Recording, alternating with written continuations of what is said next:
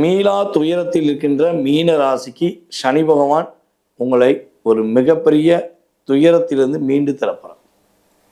வருமானம் லாக் ஆயிடுச்சு, total lock, கடன் பிரச்சனை சிக்கி தவிக்கிறீங்க. இந்த கடன் உங்களுக்காக வாங்கின கடனா? இல்லவே இல்லை, பிறருக்காக வாங்கின கடன்.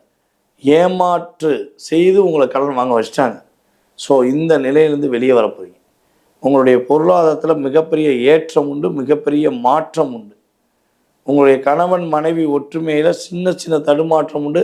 அந்த தடுமாற்றமும் சரி செய்யக்கூடிய வாய்ப்பும் உண்டு, நீங்கள் புரிதலுடன் செயல்பட்டீங்கன்னா. ஓகேவா? ஸோ அதே போல் மீனராசி அன்பர்கள் இப்போ தான் ஒரு மனசு விட்டு சிரிக்க போகிறீங்க, மனசு விட்டு சந்தோஷமாக இருக்க போகிறீங்க. அந்தளவுக்கு உங்களை லாக் பண்ணிட்டாங்க.